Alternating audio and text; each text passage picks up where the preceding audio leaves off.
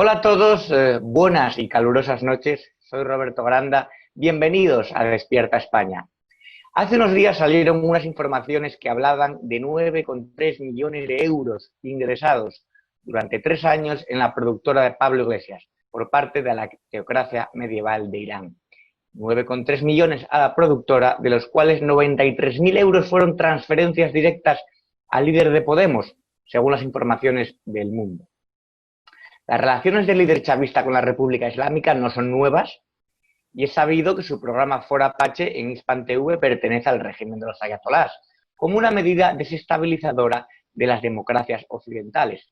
Esto ha sido reconocido y lo admitía él abiertamente con esa sosegada desfachatez. Pero hasta ahora no se le había puesto cifra también a ese lavado de dinero. El intento de acabar con el proceso constitucional del 78 simboliza en Podemos uno de los grandes males de nuestro país, la polarización y el enfrentamiento más allá de las dinámicas de consenso. Sumar un partido populista de extrema izquierda no ayuda a mitigar ese canismo ibérico de raíces históricas. Podemos ha ayudado a la normalización de la infamia, a que los españoles tengamos que defendernos continuamente de los intentos desde dentro de acabar con la democracia.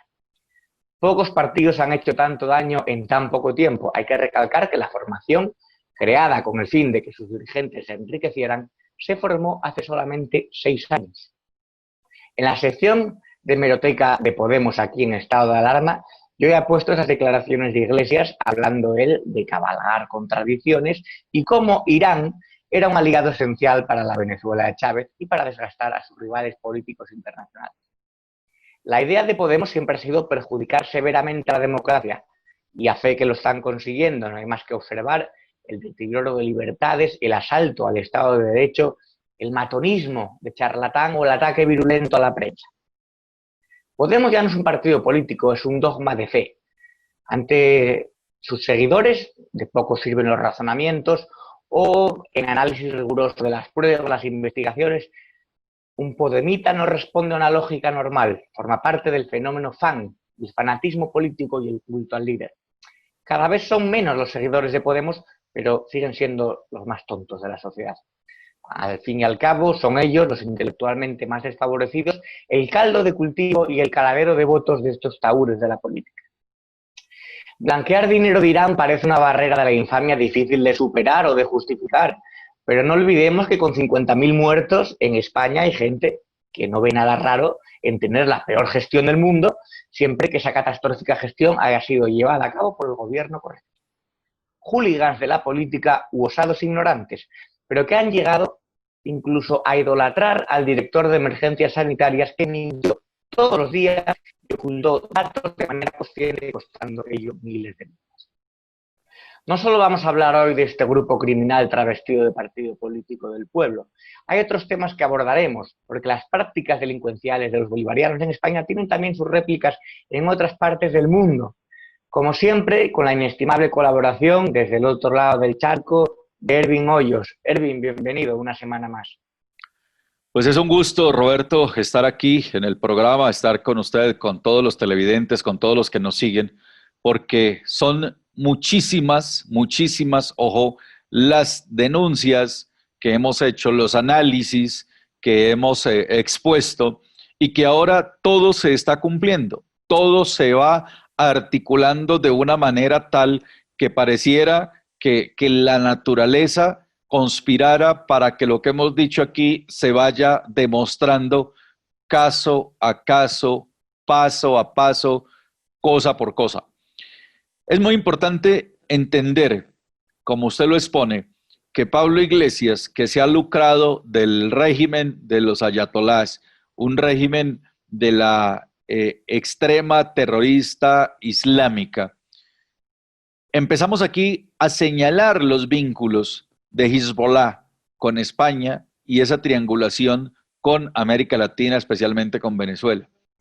Empezamos a decir aquí en el programa, en el primer capítulo, de los vínculos de Pablo Iglesias para gestionarle pasaportes a terroristas de Hezbollah para que llegaran a Venezuela.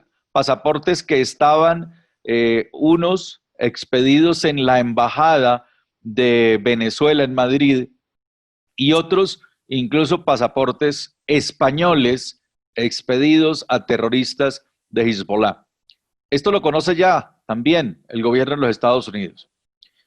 Cuando aparecen ahora estas platas, cuando aparece este dinero que se le ha dado a Pablo Iglesias, cuando aparece todos estos aportes económicos que se le ha dado a la productora de Pablo Iglesias, cuando a sus recursos personales le han transferido 90 y algo de mil de euros, pues ahí es donde uno entiende, ahí es donde se completa toda esta ficha, esta gran baraja, para entender cuáles son las motivaciones. Y lo que hemos dicho, el terrorismo, el narcotráfico y el socialismo solo los une una sola cosa, y es la ambición de dinero, la ambición de poder, la ambición de manipular, la ambición de tener más injerencia, exponiendo la seguridad nacional, exponiendo todos los valores sociales. No les importa nada más que tener el poder de facilitarle a quienes están al margen de la ley lo que quieran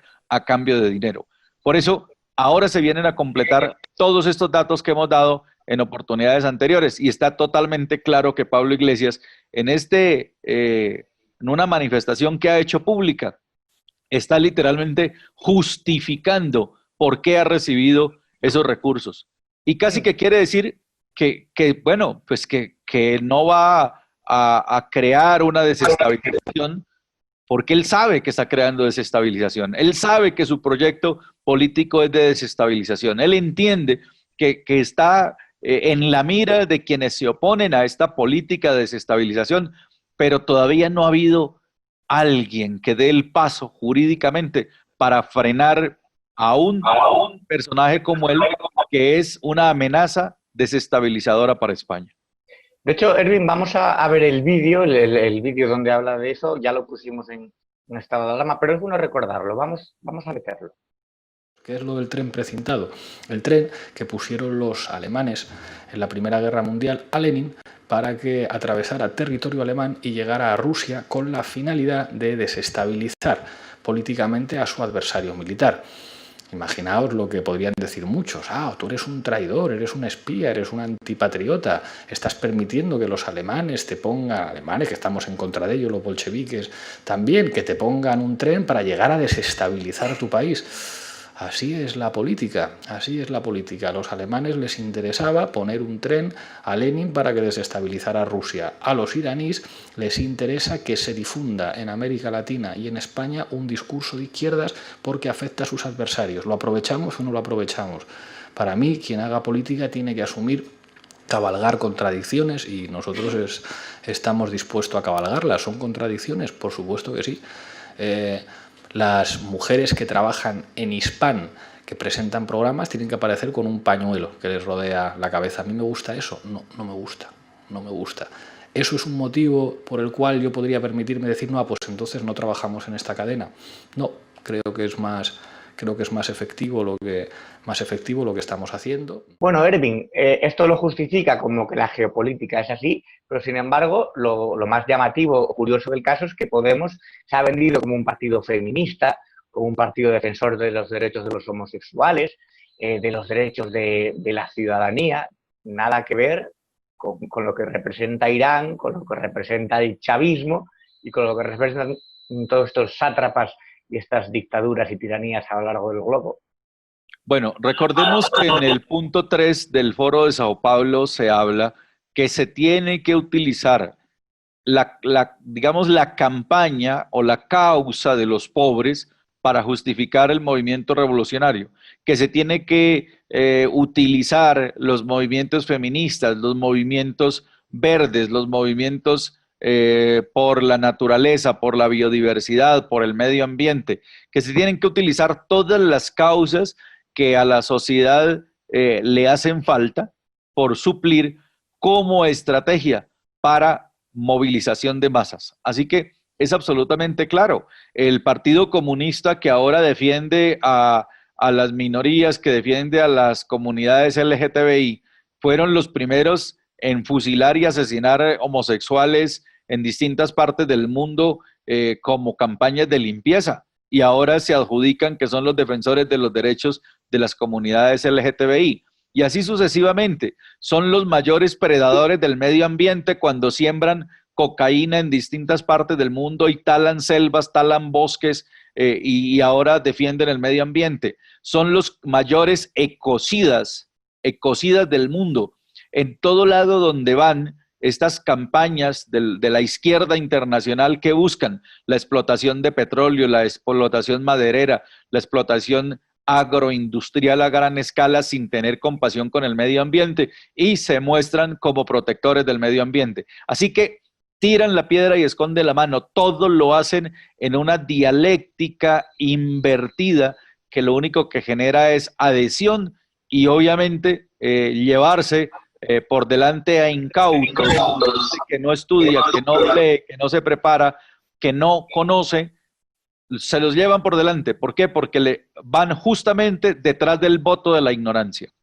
Bueno, exactamente, el voto de la ignorancia o los incautos, nadie está libre en cualquier país. En los países que nosotros consideramos incluso desarrollados, aquí en España, en las celebraciones del orgullo gay, ves a muchos defendiendo los derechos de los homosexuales con una camiseta del Che. Y esto ocurre, yo creo, precisamente por eso, porque hace falta pedagogía y hace falta saber y conocer, ¿no?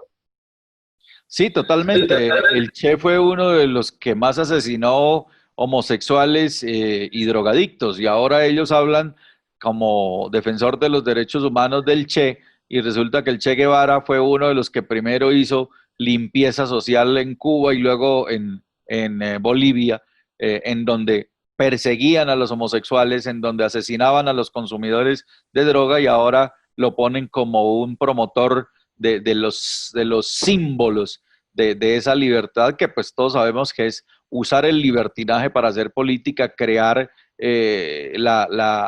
digamos, la anarquía basada en el consumo de drogas y en la popularización de costumbres que pueden estar incluso contra la sociedad, pero se las promueven o se las venden a los jóvenes para ganar su adhesión. Lo único que quieren y les interesan es los votos de ellos mientras pueden votar, y ya una vez toman el poder, ya no habrá causa verde, ya no habrá causa LGTBI, ya no habrá causa de nada, sino que van por el poder. Bueno, Erwin, tenemos que hablar de nuestro conocido Alex Saab, porque además aquí en este programa hablamos y nombramos y dimos información sobre el juez Baltasar Garzón, y se sabe que el gabinete jurídico de Baltasar Garzón se va a hacer cargo de la defensa de Alex Saab, e imagino que es porque al propio Garzón no le interesa que Alex Saab cante, ni que sea extraditador, ni que hable de todo lo que sabe. Bueno, aquí en este programa lo señalamos desde un principio los vínculos de Baltasar Garzón. Y recuerdo mucho cuando yo empecé a hablar de Baltasar Garzón en este programa y varias personas, incluso colegas de España, me llamaban y me decían, pero Erwin, ¿cómo estás diciendo eso? ¿Te vas a meter en un follón? ¿Te vas a meter en un lío? Ese tipo se va a venir contra ti. Yo le decía, todo está probado, todo está con documentos, todo está investigado, porque Baltasar Garzón no solamente está metido con el chavismo, sino que está metido con el kirchnerismo, está metido con Evo Morales, está metido con todos los que andan al margen de la ley, presidentes, gobiernos, todos los que están al margen de la ley, allí anda metido Baltasar Garzón. Y en Colombia, Baltasar Garzón pues ha estado metido con las FARC, bajo el escudo del proceso de paz y de la paz, pues ha estado haciéndole acercamientos a las FARC con Maduro, y es el que ha buscado esa estrategia de unir el chavismo venezolano con el terrorismo colombiano de las FARC, y ahí ha estado metido él. Es un lobista de talla internacional, es un lobista que no solamente asesora jurídicamente, sino que ayuda y mueve internacionalmente todos sus contactos y todo su poder, porque lo tiene mucho poder para dar a grandes criminales, en este caso como el mismo Nicolás Maduro y como Diosdado Cabello y como todos ellos. Así que haber capturado a Alex Saab, pues es haber capturado a una persona que es la mano derecha del régimen de Maduro. O sea que Alex Saab es una amenaza en manos de los Estados Unidos y para eso tienen que poner al pez más gordo de la justicia internacional para que lo defienda. Y si él hace parte de esa estructura, pues literalmente Baltasar Garzón ni siquiera es contratado por Alex Saab. Baltasar Garzón es un mandadero del régimen de Maduro, que se lo mandan allá, se lo ponen allá para que lo defienda. O sea, este ya se volvió un perro defensor del régimen que le cuida el emporio a Maduro y que se fue a defender a Alex Saab para evitar que diga más de lo que debe decir o que colabore más de lo que debe colaborar y que no hunda y que no exponga sobre todo las propiedades del régimen. A ellos lo que más les interesa es que no se expongan las propiedades del régimen o los demás testaferros del régimen, pero ya Estados Unidos lo tiene a un paso de subirlo al avión. Estamos esperando, todos los días contamos las horas para ver a Alex Saab bajarse de ese avión de la DEA en los Estados Unidos. Claro, la justicia va lenta, esto no se hace de un día para otro, los procesos penales. Aquí en este programa se habló también al principio que yo me llamó la atención, estamos nombrando a un diputado español. Recuerda que se habló de Enrique Santiago, uno de los intermediarios de las FARC, que es diputado en el Congreso. Pues fue captado y en estado de alarma se puso el vídeo, saliendo del chalet de Galapagar de Pablo Iglesias la semana pasada. Es decir, algo se está moviendo, algo está ocurriendo entre todos los implicados que están nerviosos, que se están reuniendo, Enrique Santiago, Pablo Iglesias, Garzón con Alex Saab, e imagino que también estará preocupado, debería estarlo, Rodríguez Zapatero y su mina, ¿no? con la que fue agasajado. A ver, aquí hay una alianza muy peligrosa. Es una alianza perversa porque Enrique Santiago, que es un abogado de la extrema izquierda, es un abogado con vínculos con ETA, muy cercano al terrorismo de las FARC, fue el que vino a Latinoamérica, a Colombia, a asesorar a las FARC en el proceso de paz con La Habana, firmado en el gobierno de Juan Manuel Santos. Y este tipo, que en sus artimañas jurídicas logró incrustarle a ese proceso de paz articulejos en donde lo único que sirvieron fue para lavarle los crímenes a los narcotraficantes. Entonces crearon unas formas legales y jurídicas de que los narcotraficantes se escudaran allí para que no fueran extraditados a los Estados Unidos. Yo quiero preguntar, ¿cuánto le pagaron a Enrique Santiago los narcotraficantes de las FARC, más los narcotraficantes que no eran de las FARC, pero que les vendieron cupos allí para hacerlos pasar como guerrilleros para que no fueran extraditados a los Estados Unidos? O sea, ¿cuánto cuesta evitarle la extradición a los Estados Unidos a un narcotraficante? Y este tipo hizo parte de esa estructura criminal que logró crear una ley bajo la sombra de un proceso de paz para evitar que extraditaran a narcotraficantes. Eso hizo Enrique Santiago en Colombia. A Enrique Santiago en Colombia no se le quiere. Enrique Santiago en Colombia no es un ciudadano grato, no es un ciudadano bienvenido. Enrique Santiago está al nivel del mismo terrorismo de las FARC.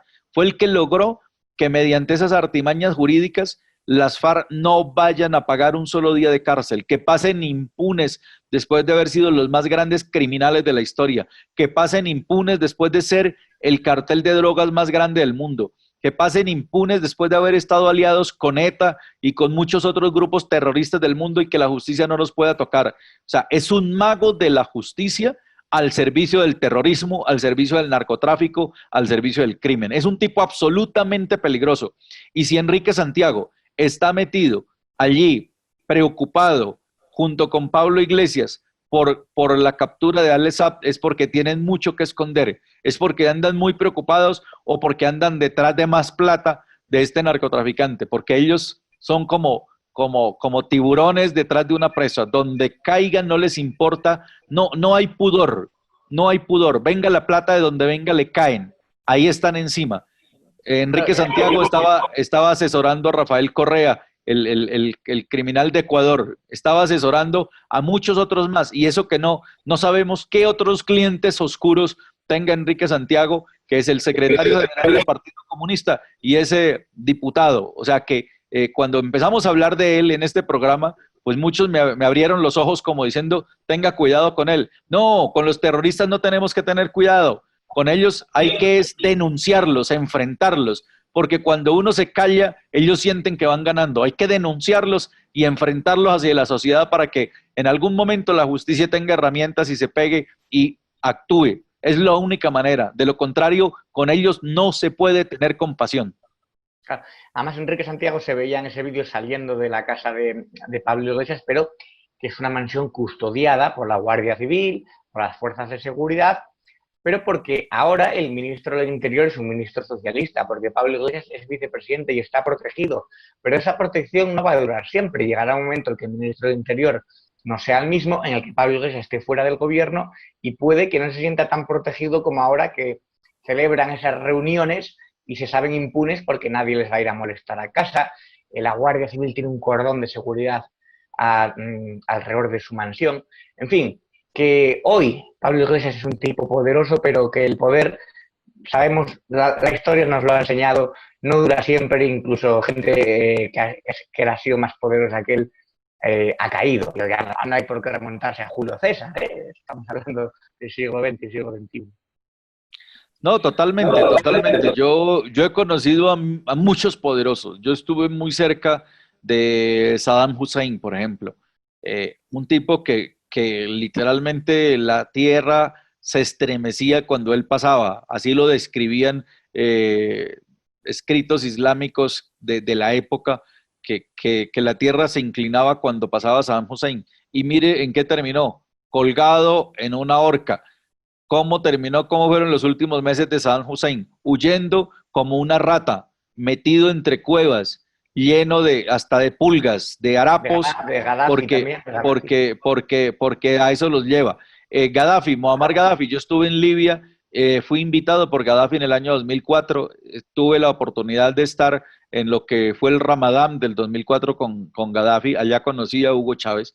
O sea, yo he conocido a los poderosos y los he conocido en su apogeo, en su más grande cumbre, y después los he visto en la miseria absoluta o en el desastre. Yo siempre digo, ¿para qué sirve el poder si el final va a ser la tragedia? ¿Para qué? ¿De qué sirve todo esto que ellos hacen si al final van a terminar mal? No va a terminar bien. Pablo Iglesias, yo les garantizo a ustedes, amigos españoles, no va a terminar bien. Son demasiadas las cosas que hay y solamente tenemos que darle un poco más de tiempo a la justicia para que actúe, un poco más de tiempo para que haya una articulación de información y todo pueda darse a beneficio de la sociedad, a beneficio de los españoles, a beneficio de un pueblo digno que no puede caer en manos de un usurpador, de un bandido, de un tipo que no tiene escrúpulos para venderle el país a nadie. O sea, se lo está vendiendo al régimen iraní, se lo está vendiendo a cualquier régimen. Y él en el video dice, y habla justamente de eso, habla de que no se puede ver cualquier cosa que se haga como desestabilización, porque ellos saben a lo que van, ellos saben a lo que van. De lo último que usted se puede confiar es de una persona con ideología como esta.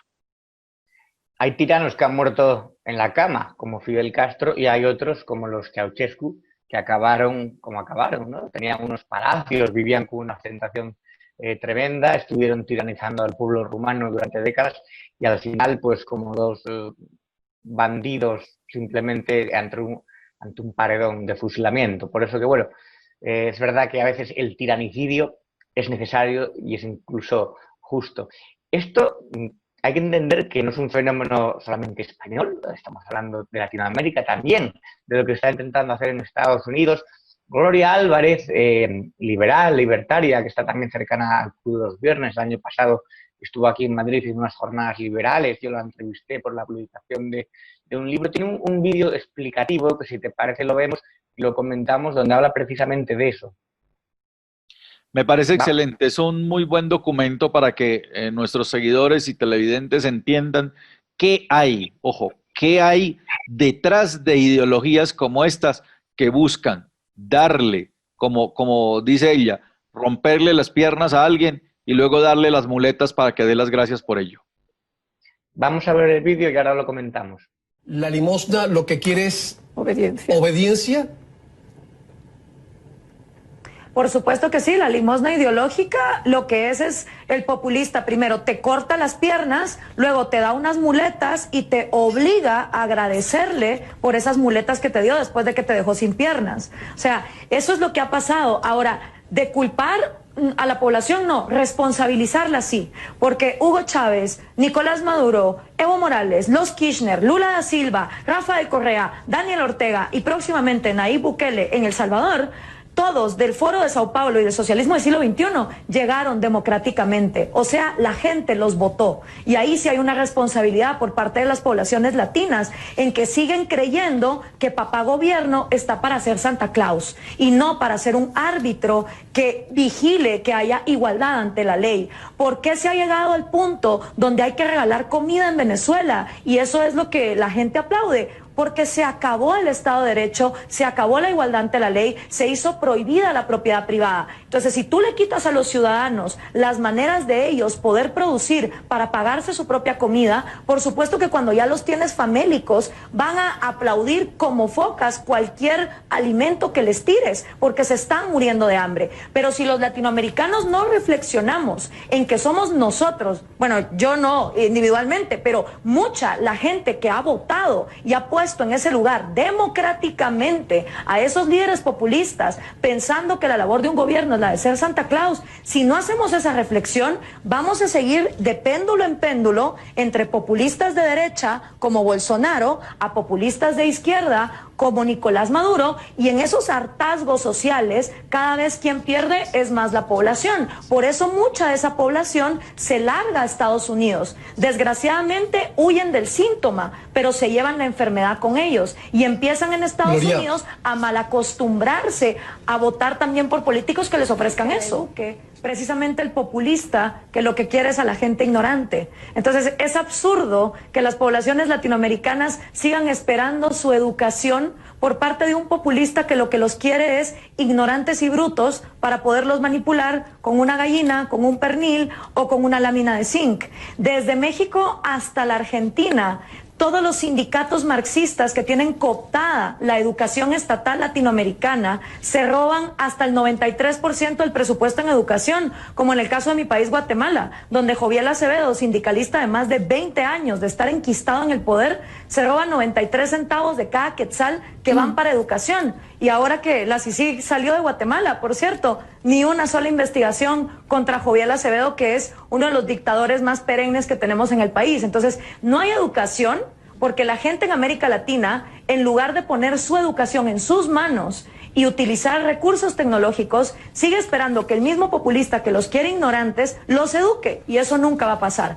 Hablando de desigualdad, la desigualdad más desgraciada que tenemos en América Latina y que crucifica a los pobres a seguir en la pobreza es la desigualdad ante la ley. Nos tienen mareados con este cuento de la desigualdad material, como que si algún día cuando todos tengamos la misma cantidad de objetos materiales vamos a ser personas éticas. Y eso realmente no tiene ningún sustento. Hay gente millonaria como los narcos que todos los días violan derechos individuales. Y hay gente muy pobre que nunca por estar en pobreza ha violado la vida, la propiedad y la libertad. La verdadera desigualdad que nos tiene mal en América Latina es la desigualdad ante la ley, la falta del Estado de Derecho. Si tú naces pobre en América Latina, sabes que aunque la ley esté de tu lado, te pudres en la cárcel, porque no tienes el dinero para pagarle a un abogado y sobornar al juez que te saque de ahí. Y si naces de cierta clase social para arriba, la ley es una sugerencia.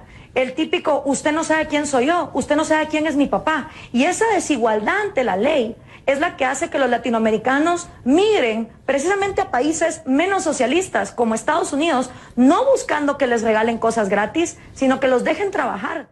Bueno, Ervin, Gloria Álvarez ha cogido bastante renombre y fama precisamente diciendo las cosas claras y diciendo cosas que a la gente, hasta que no se las pone delante, no lo entienden. O sea, esto es así, pero parece que hace falta que venga alguien para que te lo explique. Es decir, tú sabes que 2 y 3 son 5, pero hasta que no lo ves en la pizarra escrito, te explican por qué, y dices, ah, sí, pues mira, ahora lo entiendo, ¿no? Desafortunadamente, en nuestras culturas, la masa, el pueblo, el pueblo es ciego, sordo y mudo, son como Shakira. Hay que literalmente demostrarles con hechos, como usted dice, hay que mostrarle las peras y las manzanas. No es fácil hacerle entender a una sociedad si no es por el sufrimiento. No es fácil hacerle entender a una sociedad si no es con el sometimiento, si no es con el dolor. Hay veces las sociedades tienen que vivir esas evoluciones, si se llamase así, tienen que sufrir. Y nos damos cuenta hoy en día que las culturas más grandes son las que más han sufrido, las más mediocres son las que no han tenido sufrimiento, las que no han padecido el dolor y la tragedia. Por eso, culturas evolucionadas, para hablar de alguna, los alemanes aprendieron de su propio ejemplo, de su propia vivencia. Los países del este aprendieron de su propia vivencia, Europa aprendió de su propia vivencia. Desafortunadamente, Latinoamérica no ha tenido nunca una buena guerra ni una mala paz, así que todavía no hemos aprendido. En los países latinoamericanos todavía nos faltan tal vez siglos de aprendizaje. Por eso, cuando un demagogo empieza a llenarle la cabeza de aserrín a la gente, al pueblo, el pueblo se lo come, lo recibe, no refuta, no analiza, pero es que también tenemos que tener en cuenta el nivel de educación que hay.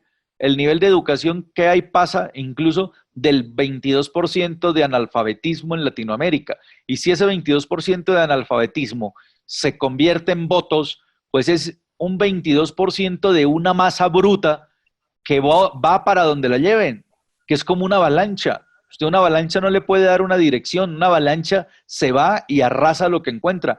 Así son los pensamientos de una masa no ilustrada, de una masa no culta. Y eso es lo que nos está pasando en Latinoamérica. Desafortunadamente, el demagogo aprovecha la ignorancia como caldo de cultivo. Muchas veces se ha hablado como explicación, para explicar el populismo, precisamente eso, ¿no? El nivel de analfabetismo que hay. Pero, sin embargo, España cayó también en las redes del populismo mediante algo tan sencillo como agitación y propaganda, algo tan básico como sacar a un tío en la tele diciendo soflamas. Y si lo pensamos, Edwin, también el pueblo alemán de principios del siglo XX, de las primeras décadas del siglo XX, era un pueblo muy culto para la época y para lo que era Europa. Y sin embargo, fue un pueblo que se dejó seducir por el nazismo. O sea que yo creo que aparte del analfabetismo, que por supuesto es una explicación, también tienen que ver otros contextos, tanto históricos como económicos o evolutivos de la zona. Sí, todo converge, pero al final se junta, dicen que se junta el mago que hace el truco con el ignorante que no saben cómo se hace, ¿sí? Entonces, está el uno con el otro. Dicen que cada pueblo escoge a sus propios verdugos. Entonces, cuando cada quien busca preparar un escenario para creerse sus propias mentiras, el pueblo necesita un demagogo que le diga que le va a dar comodidad y riqueza, y el demagogo necesita un pueblo al cual decirle mentiras, y eso se junta, eso se hace imparable. Entonces ahí la única manera de superar eso, no hay de otra, sino literalmente con educación y casi que con un cambio generacional. Porque estos son oleadas, son así como tenemos ahora la pandemia del COVID, estamos en la pandemia de la ignorancia política. Esa pandemia de la ignorancia política y del desconocimiento y del izquierdismo, que yo creo que es casi que una enfermedad mental de la sociedad, el izquierdismo. El izquierdismo ha llevado al tono de la política aplicada a la miseria, pues es que uno no entiende que una persona quiera adoptar un modelo político para su país como el de Venezuela, quitando la comodidad, quitando el progreso, quitando la lucha del libre esfuerzo, quitando todo lo que las sociedades libres las ha llevado a ser desarrolladas. Yo no sé qué necesitan, si necesitan ser sometidos primero para entender que cuando ya son sometidos ya eso se hace irreversible. Así que el tema de la ignorancia es tan fuerte, que se vuelve cómplice de lo mismo que está pasando. Pero muchas veces son ideologías de cartón piedra, son una cosa falsaria, porque tú a cualquiera de estos aquí en España que se manifiestan y que van con banderas comunistas, les dices que les vas a llevar a Caracas y que les vas a dejar viviendo ahí un mes y vamos, se mueren del susto. No querrían ni locos ni estar en Caracas, ni estar en La Habana con un sueldo de un cubano, no de vacaciones en Varadero, ni por supuesto estar en Corea del Norte. Por eso que es muchas veces de cara a la galería. Ellos realmente no les gustaría vivir en sus carnes la aplicación práctica de esas teorías que supuestamente defienden. Sí, normalmente los que dicen que los mejores comunistas son los que viven como capitalistas. Los mejores comunistas son los que se gastan la plata de los capitalistas.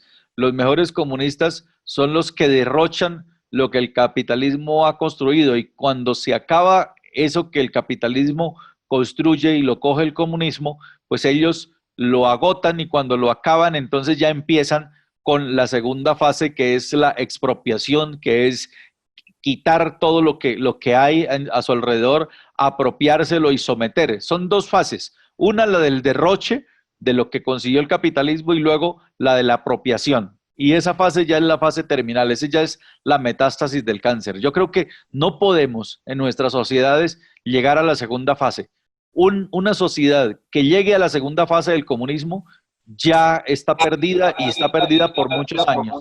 Y la que llega ya a la tercera fase, que ya es la del totalitarismo, como está Venezuela, es muy difícil de recuperar, porque ya hay demasiada gente contaminada. Ya una intervención desde afuera para buscar hacer una cirugía quirúrgica y sacar el régimen cuesta demasiadas vidas, cuesta demasiado esfuerzo internacional, y cuesta generar un gasto muy grande.